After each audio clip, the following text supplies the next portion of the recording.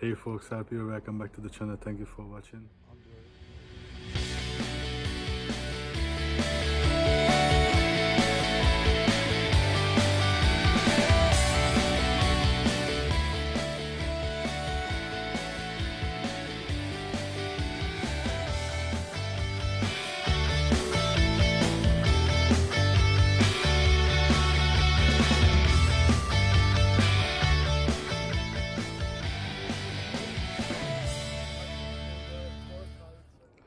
In this episode, I'm going to look at the Gsx600f daily bike. Unfortunately, the clutch is gone, so it's really difficult now to drive with the bike sometimes. And I ordered a new set of clutch discs. These are aftermarket, and just what happened with the Gsx, so I did measure them already with Victor, so they are in spec, because the Gsx clutch was already under the minimum thickness. I guess the factory was like 2.92, the recommendation that underneath you have to swap it.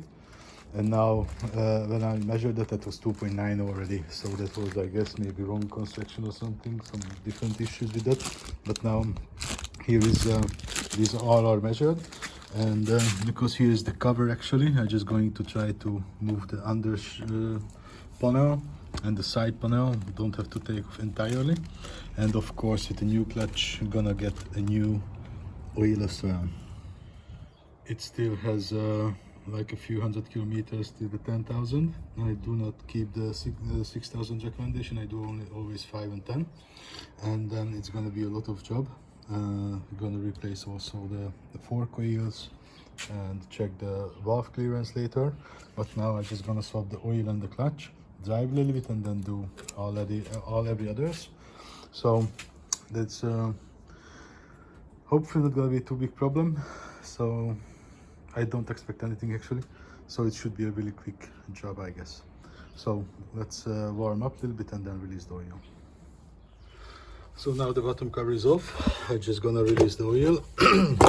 And I did soak the new plates. I have heard more opinions. Somebody said, yeah, you have to let it soak overnight in the fresh oil.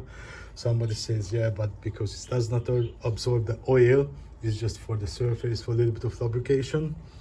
So yeah, who knows who is right? Everybody believes their own way. So I did soak it, but not overnight. It's gonna be only a few hours, just in case. So now I'm gonna release the oil, let it drain, change the filter and so, and then I'm gonna take off the cover. I'm gonna have some place here. It's maybe not gonna be enough. Maybe I have to remove the panel. We'll see. Work in progress. The oil is out, the filter is off. Here's the new filter, and of course did put some oil at the O-ring, because then for sure it's not gonna stuck on the surface and gonna turn really smoothly. I heard a really good advice, what I doing already. When I put on the filter, just make it touch the surface, then make a mark and for any position, and from that position turn 3/4, and then it's tight enough to not gonna get loose, and later it's still really loose enough to be able to take off by hand, which is really practical and useful, because there's not too much place, and it could be really hard job and a big trouble sometimes to get loose some really tight oil filters. And this one was the same. The mark, it's still visible, the white one. So yeah, it's worked really nicely, and just by hand, no any effort, I could make it loose. So this is a really good technique. I can recommend you guys. So let's put it on the new one. So I had no access with the side cover on, so I had to take it off. Now I loosed all the bolts, so now I just have to pry it off. And as you can see, get a new gasket. So when I'm gonna put back, I'm gonna use the new one. But yeah, it seems it has been on for a while. Does not really want to lose up. I'm gonna try to open up to take out the plug, and just put in a screwdriver to the clutch outer side and just pray a little bit. I know there are some spots here to tap, like here, but yeah, it's not really seems to be working. So let's try it. So the screwdriver worked, just insert like this and pray a little bit. Didn't need too much effort, luckily. And now it's all loosed, and as you can see, here's a carton to prevent some oils. And yeah, good thing got a new gasket. Gonna need this surface a little clean, but yeah, you are really almost there. Just 10 millimeters. Take it off, and then gonna have access already for the sorry, gonna have access already for the plates. It's gonna be really quick. So here we are already. I forgot to mention the new springs. I also gonna replace them because yeah, they are old already. Who knows how much time they have been applied. And now so here we are. What is important to keep the line, so metal friction plates. I'm gonna just take them out by a magnet. It's gonna make my life easy, and pile up in one line, in one order how it's coming out, and then just gonna reverse it and replace the friction plates. It's gonna be quick. Now everything is out. Now I'm gonna put back the first metal, because that was the last one. And now this is the first friction, but you can see it's burn a little bit. And if I compare with a new one, it's way thinner. So yeah, it's definitely gonna have very different, but of course it's coming with that, going to need an adjustment at another side, or at least a lever to free up the cable again. So yeah, it's hopefully gonna be way better. Now the pack is complete, the bearing is back. You have to keep attention, this one needs some oil on it before you put together, to be sure you apply some oil on it.